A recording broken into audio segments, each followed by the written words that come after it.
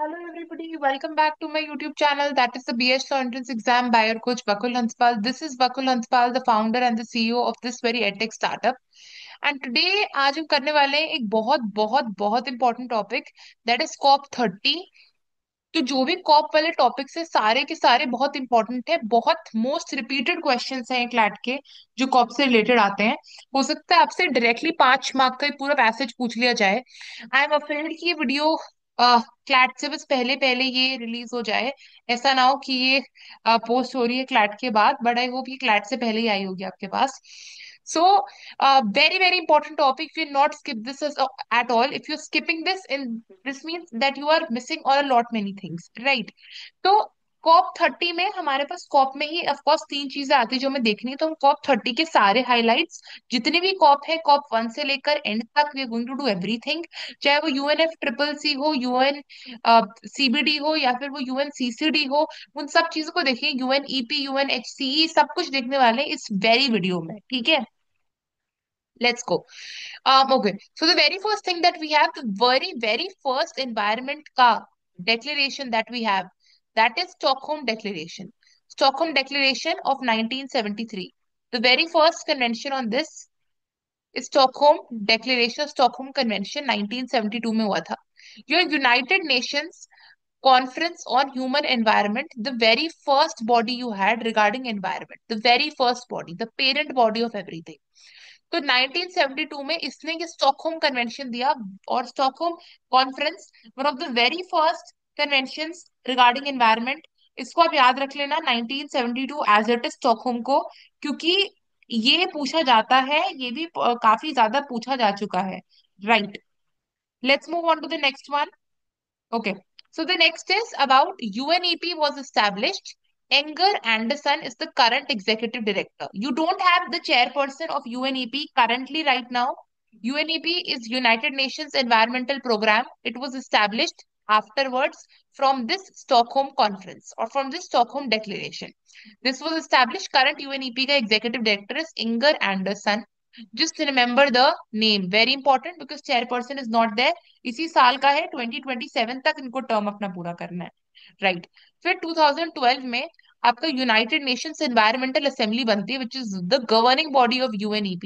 ये बनी थी 2012 में, रिमेंबर दिस। एंड उससे पहले स्पेशली 1992 का जो रियो अर्थ समिट हुआ था, वहां से 3 बॉडीज आपके पास उभर कर आई थी। रिमेंबर दिस, मैं आपको स्लाइड में दिखाने वाली हूँ। थोड़ा सा ये एरोस का सीन गलत हो गया है इधर, ठीक है, काइंडली इग्नोर दिस। एंड इसको मैं सेम एग्जैक्ट ने टेलीग्राम चैनल पर भी डाल दूंगी ताकि आप एक्सेस ले लो डाउट सेशन वाले ग्रुप पर भी, ठीक है। तो 3 कन्वेंशन आई थी, और ये रियो डी जनेरियो वाली समिट से आई थी, which is in Brazil. Stockholm कौन सी कंट्री में है? स्वीडन, याद रखना। फिर 3 कन्वेंशन है, UNFCCC, UNCCD और UNCBD। ठीक है, यहाँ पर UN ऐड कर लेना। ठीक है, this is based on climate, United Nations framework convention on climate change. इसको एज इट इज वर्बटम याद हो, यही ऑर्डर है। CCD is United Nations Convention to Combat Desertification and United Nations Convention on Biological Diversity. Make sure इसके full form आपको याद हो। UNFCCC से leads to COP conference of parties. अभी जो कॉन्फ्रेंस ऑफ पार्टीज है कॉप, ये CBD में भी है, ये CCD में भी है। लेकिन हमें बात करनी UNFCCC के बारे में। इस साल CBD की कोई नहीं हुई है, लेकिन CCD की हो रही है, ठीक है। वो मैं बता दूंगी। CCD क्लैट के लिए इंपॉर्टेंट है, एलेट में पूछी जा सकती है वन लाइनर पे, क्योंकि एलेट का 14 को है और उनके पास टाइम है थोड़ा चेंज करने का। UNFCCC और ये हो गया COP 1 1995 में हुई थी बर्लिन में। एंड COP 30 ये हम सारे आज के हाईलाइट करने वाले, followed by practice question and में। Great. Okay, first I need to erase this. We were so occupied with a lot many personalized doubt sessions बच्चों के, कि we couldn't upload a lot many sessions on YouTube. But again, I promise you कि ये आपको CLAT 2027 की preparation के लिए you would find things, okay?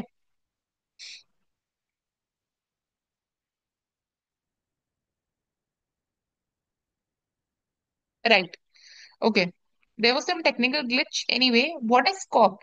The supreme decision making body under UNFCCC. This body is under also UNCCD and CBD. I'll use Zoom का annotation, fine. UNF triple C. अब it meets every year COP unless decided otherwise. First COP हुई थी 1995 में, Berlin Germany. ठीक है, annually याद रख लेना, बर्लिन जर्मनी तो याद कर ही लेना। Secretariat is located in born, इसको भी याद कर लेना। मेंबर पार्टीज टू यूएनएफसीसी जो भी हैं वो कॉप का भी पार्ट बनेंगी। तो 90 इस स्लाइड में इंपॉर्टेंट है 1995 फर्स्ट कॉप एंड सेक्रेटेरिएट। अब एक और चीज, ये मैंने इधर टेबल लगा रखी है। ठीक है, इस टेबल को यूएनएफ ट्रिपल सी क्लैट के लिए बहुत इंपॉर्टेंट है, इसको याद कर लो। क्लाइमेट चेंज के लिए it's not a legally binding treaty, otherwise these are legally binding. 1992 में it was sign, it was ratified और इम्प्लीमेंटेड इन द ईयर 1994। ठीक है, यूएनएफसीबीडी आई थी 1992 में, 1993 में रेटिफाई हुई थी, बट इस साल के लिए इंपॉर्टेंट नहीं है। इसको एक लाइन का क्वेश्चन आ जाए, बट मेरे को बहुत कम चांस लग रहे हैं, नहीं आने वाला। सीसीडी डिजर्टिफिकेशन 1994 और 1996 में रेटिफाई हुआ था। ग्रेट, आगे बढ़ते हैं।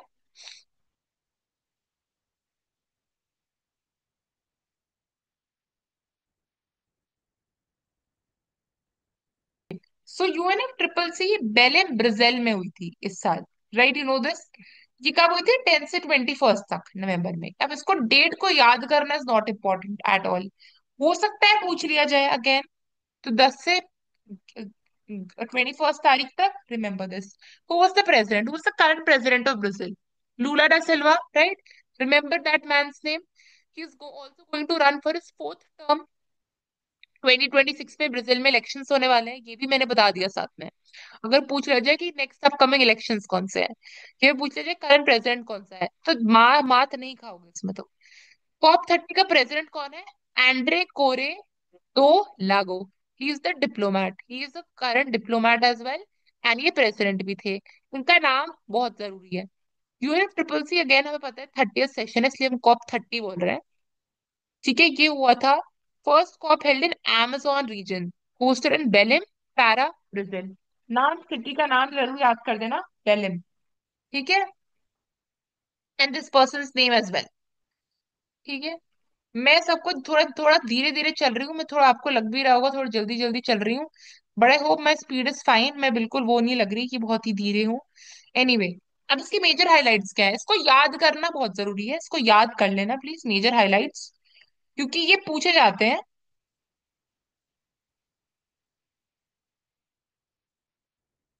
ग्रेट, ओके, तो लेट्स सी दिस।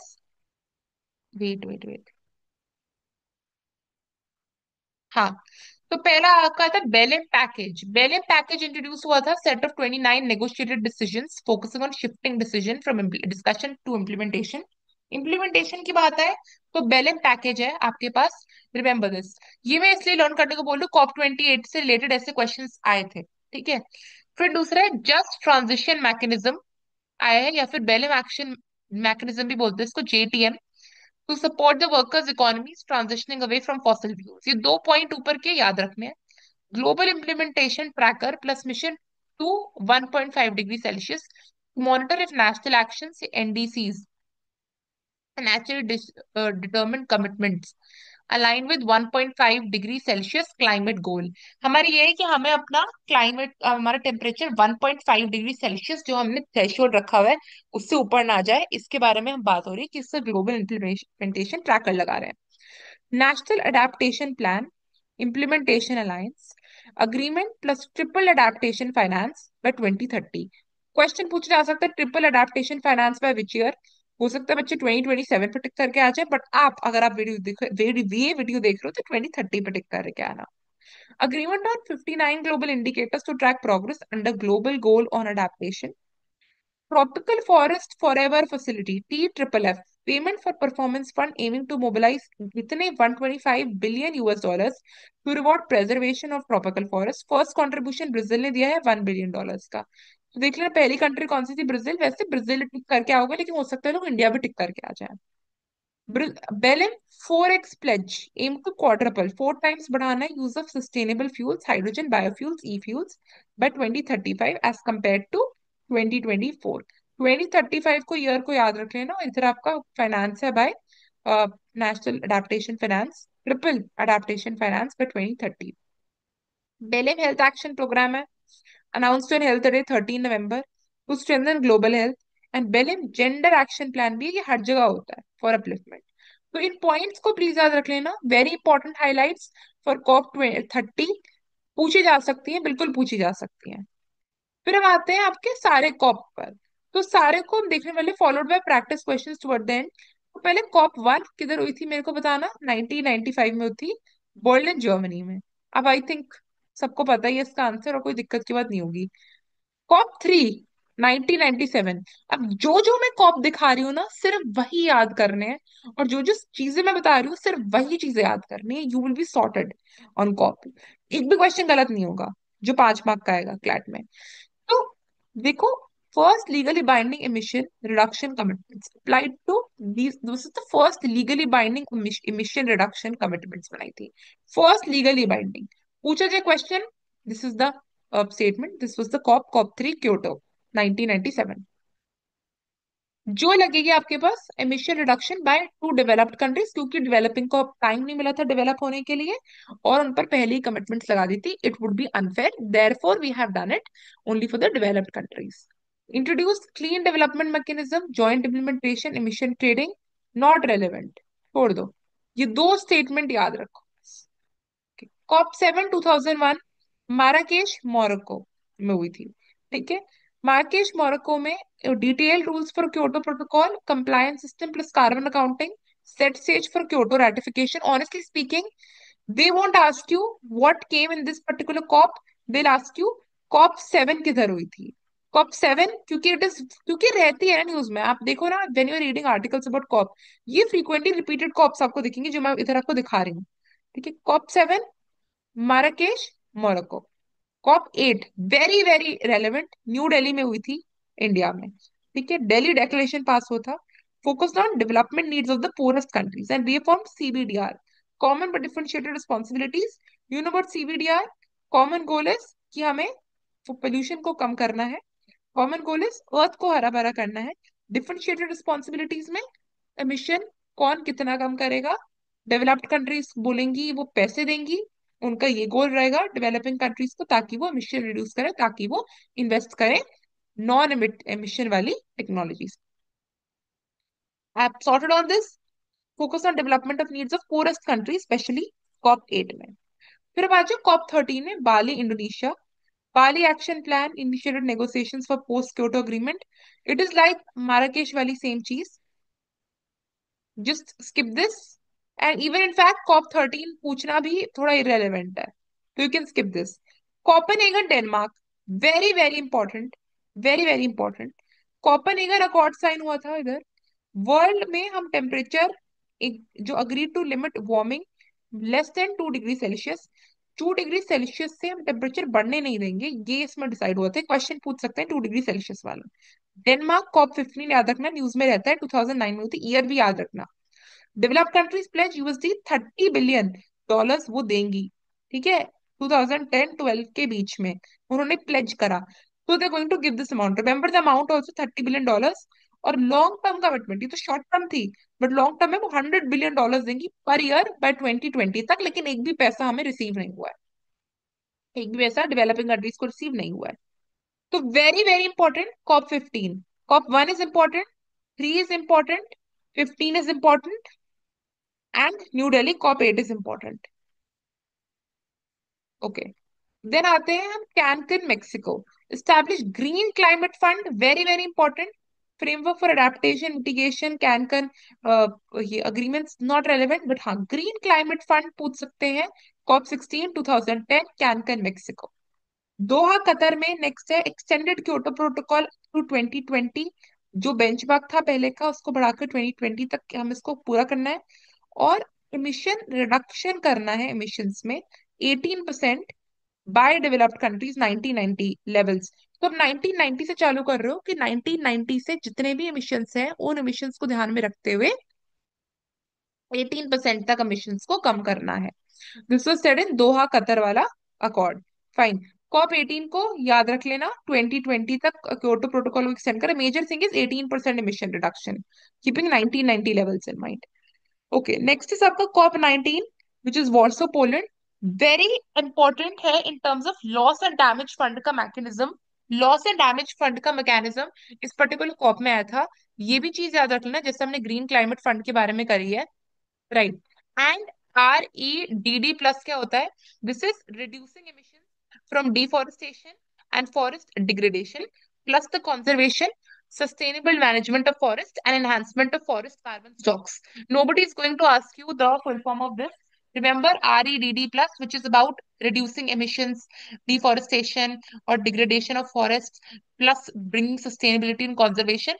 Concept याद रख लो REDD plus। वैसे ये इतना पूछते नहीं है, लॉस एंड डैमेज फंड पूछ चुके हैं तो loss and damage fund important है COP 19 के लिए, वॉर्सो पोलैंड। फिर दूसरा COP 21 is about Paris France. तो इसमें है कि हमें ग्लोबल टेम्परेचर्स को क्या करना है, to rise to well below 2%, to sorry 2 degree Celsius, and aim कर रहे हैं 1.5 डिग्री सेल्सियस तक। तो पहले आप बताओ हमें कि किस कॉप में 2% तक बोला था कि हमें कम करके रखना है? It was said in Copenhagen Denmark.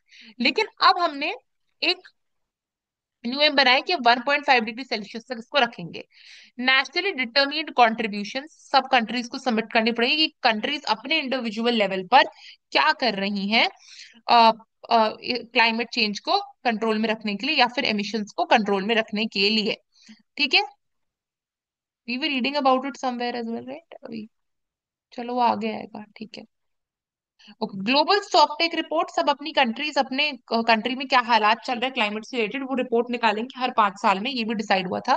This is again very very important. 21 France climate finance to reach $100 billion per year, climate पर इतना खर्च हम करेंगे।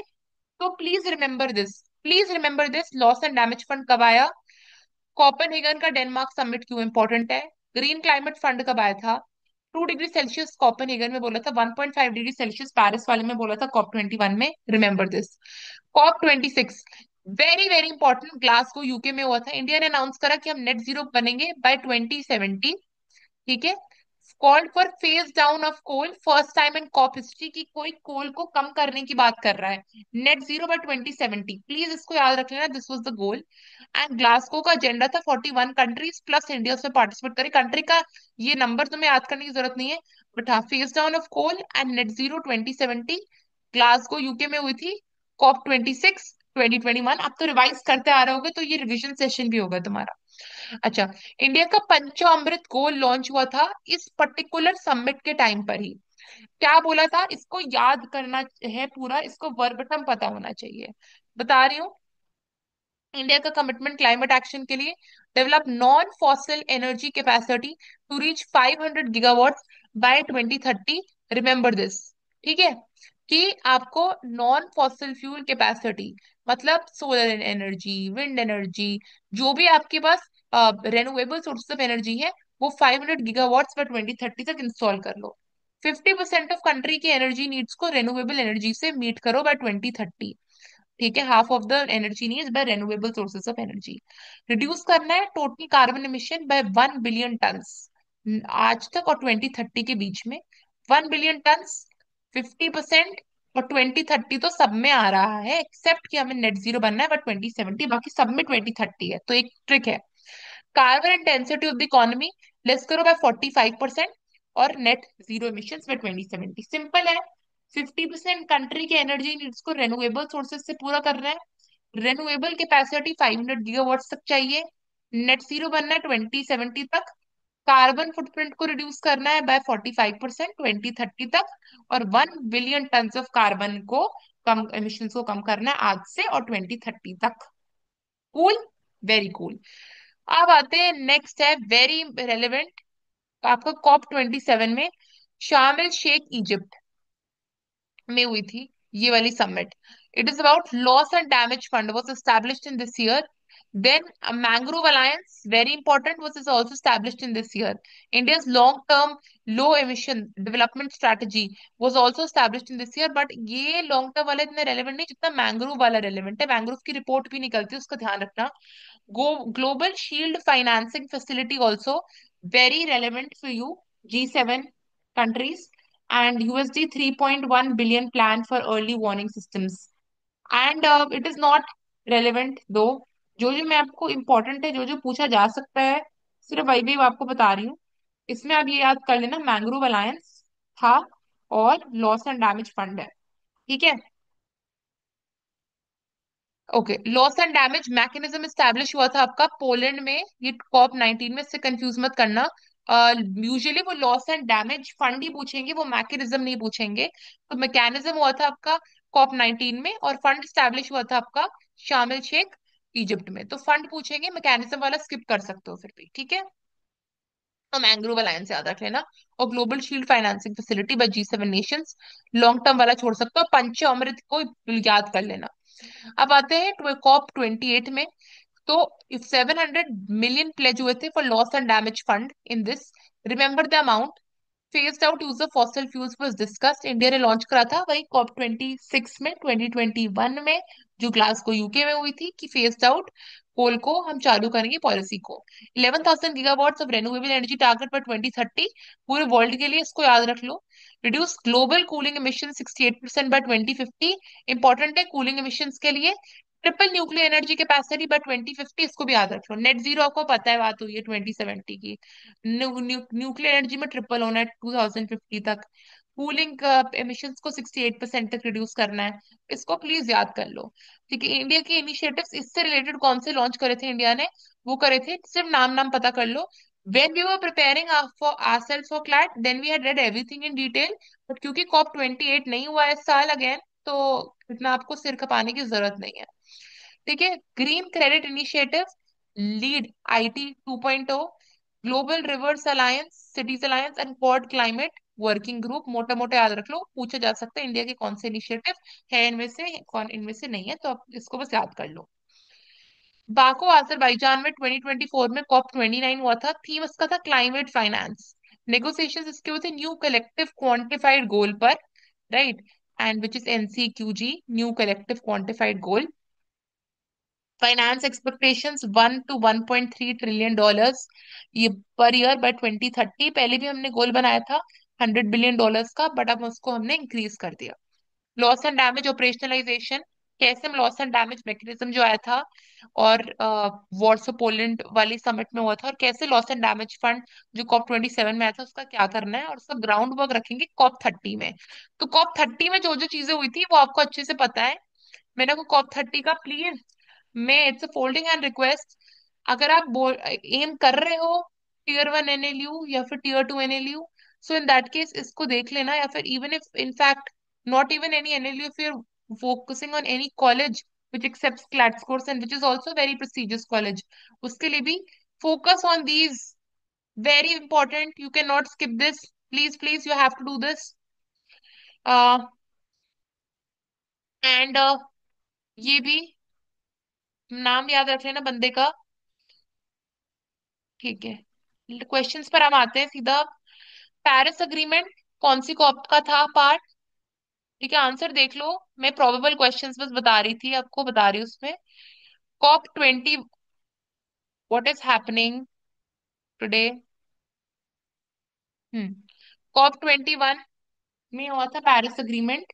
ठीक है, ग्रीन क्लाइमेट फंड हुआ था COP 16 में, कैनकन मेक्सिको में। क्योटो प्रोटोकॉल हुआ था COP 3 में। लॉस एंड डैमेज फंड हुआ था COP 27 में। और वॉर्सो पोलैंड वाली आपकी कॉप में लॉस एंड डैमेज मैकेनिज्म आया था, बट उसको छोड़ सकते हो।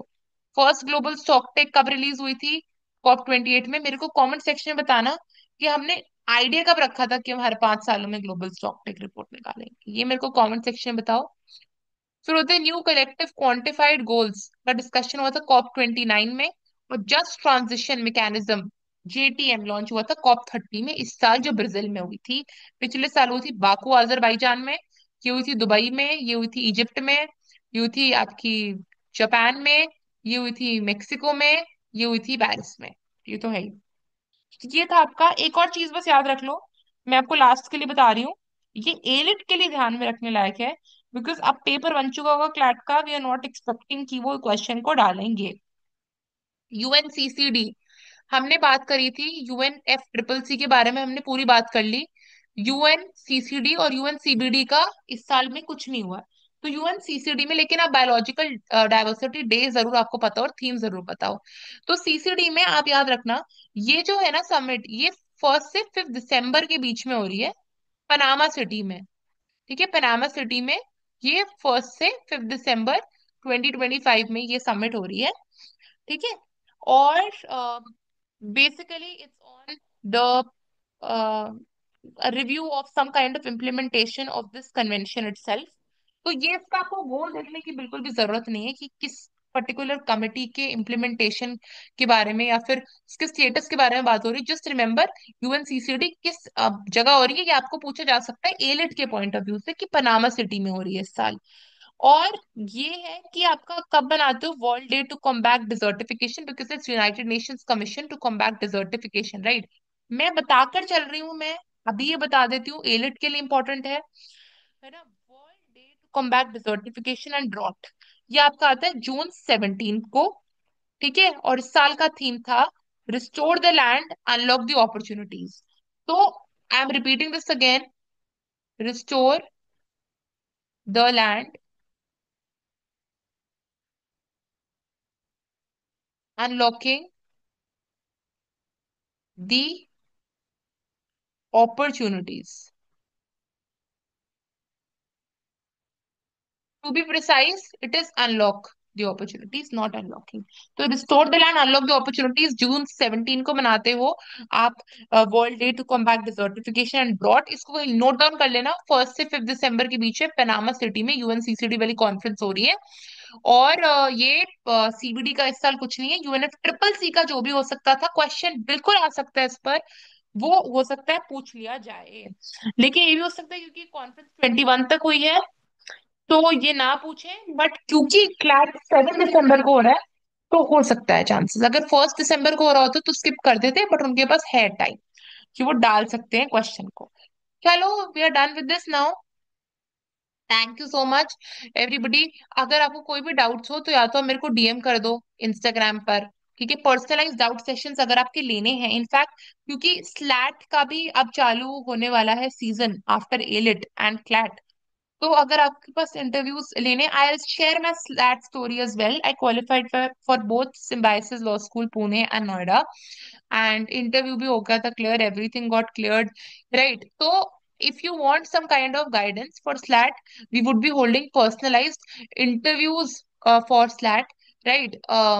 And for as well as for questions, what kind of questions come in SLAT, we can have a session कि कैसे होता है वो, है ना। And it's a computer based exam, so how is it different from CLAT and elite, उस सब चीजों पर हम डिस्कस कर सकते हैं एक सेशन में।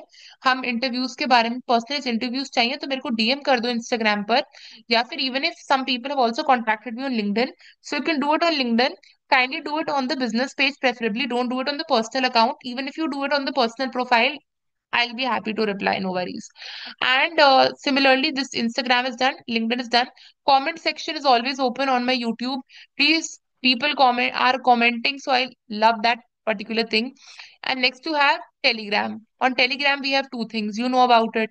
I've been reiterating it. You have a channel where I post all the content, official content, and whatever videos I'm posting, मैं already content डालती रहती हूँ, मैं PPTs डालती रहती हूँ, मैं कंटेंट डॉक्स डालती रहती हूँ रिगार्डिंग जीके, इंपॉर्टेंट चीजें बताती रहती हूँ उसमें। And one is doubt solving group. Doubt solving group में किसी भी तरीके के डाउट सॉल्व हो जाते हैं आपके। If you want personalised attention तो उसके लिए आप मेरे को डीएम कर दो, है ना। And if you want doubt session कि अब नॉर्मली डाउट्स पूछ रहे हो तो you can put it over there, put those things over there. वो हम गाइडेंस दे देते हैं, आपको एंड ऑफ द डे तक रिप्लाई कर देते हैं। और रात, अगर रात को डाउट्स डालते हो तो सुबह तक आपको रिप्लाई कर देते हैं। ठीक है, so this was the thing. और स्लैट के लिए कोई गाइडेंस चाहिए हो, स्लैट का season is going to start, तो बता देना, we would be ready to give you guidance. Interviews भी we would be ready to take, बस बता देना, डीएम कर देना उसके लिए। So for getting most of the details, do like, share, comment, and subscribe to my YouTube channel. And yeah, stay tuned and all the best for your exams. Keep studying and don't stress out.